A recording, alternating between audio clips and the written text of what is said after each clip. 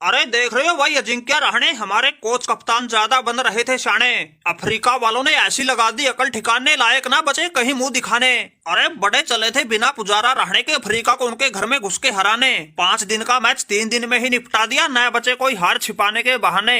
अरे माना कि भाई रोहित शर्मा तो नया नया टेस्ट कप्तान बना था, लेकिन इस राहुल द्रविड़ की अकल क्या घास चरने चली गई थी, जो T20 और टेस्ट मैच में दिन रात के फासले को समझ ही ना सका। हम जैसे अनुभवी और मंजे हुए खिलाड़ियों को भूल के चला था नए नए लोंडों के सहारे टेस्ट सीरीज जीतने। अरे वो भी साउथ अफ्रीका जैसे देश में, जहां रबाडा जैसों के सामने हमारे वाले वैसे ही घुटने टेक देते हैं। अरे देखा फिर भाई, लापरवाही का नतीजा करवा लिया पहले ही मैच में मुंह काला। इन लोगों ने ऐसी नाक कटवा दी, टीम इंडिया की हर जगह थू थू करवा दी। अरे इंडिया जैसी नंबर 1 टीम की पारी और 32 रन से इतनी बड़ी हार सुन के ही हो जाए शर्मसार। अरे पुजारा भाई, ये तो हम लोगों को खिलाड़ी समझ रहे थे उम्र दराज, लेकिन अब इनकी मिट गई खाज। अरे जिन नौजवानों के भरोसे ये सीरीज जीतने की सोच रहे थे, उनके भरोसे तो नहीं बचा सके अपनी लाज। अरे कोच राहुल द्रविड़ साहब, जब तुम्हें पता था अफ्रीका जैसे देश में बिना रहाणे बिना पुजारा नहीं होगा टीम इंडिया का गुजारा, फिर तुमने टीम की बेइज्जती करवाने के लिए मैदान में ये नौसिखियों का दल क्यों उतारा?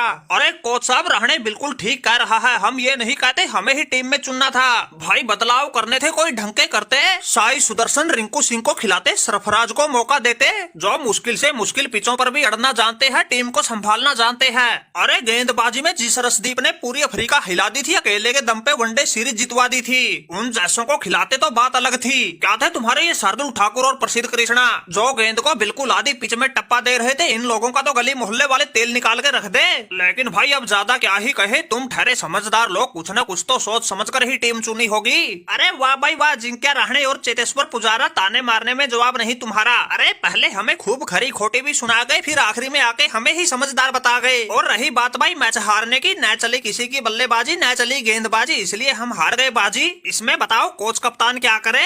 अरे ना भाई ना कोच साहब, ऐसे पल्ला झाड़ने से बात न बनेगी। अरे माना कि भाई हार जीत हो जाती है, लेकिन ऐसी शर्मनाक हार। अरे 5 दिन का मैच सिर्फ 3 दिन में ही निपटाया है, पारी और पूरे 32 रन से हारे हो। अरे कुछ तो शर्म करो यार, टेस्ट मैच में 30-32 ओवर में तुम्हारी 131 रन पर दूसरी पारी सिमट गई। अरे माना कि भाई पहली पारी में केएल राहुल ने शतक ठोक दिया था, दूसरी पारी में कोहली ने अच्छी बल्लेबाजी की थी, लेकिन ऐसे किसी किसी के एक एक पारी में चलने से बात तो ना बनी। अरे भाई चेतेश्वर पुजारा, तुम तो यार बिल्कुल जूते निकाल के पीछे पड़ गए। अरे अब क्या करे तुम ही बता दो। अरे भाई करना क्या था, अगला मैच जीत के दिखा दो, सीरीज जीतने से तो रहे, कम से कम बराबरी पर तो ला दो।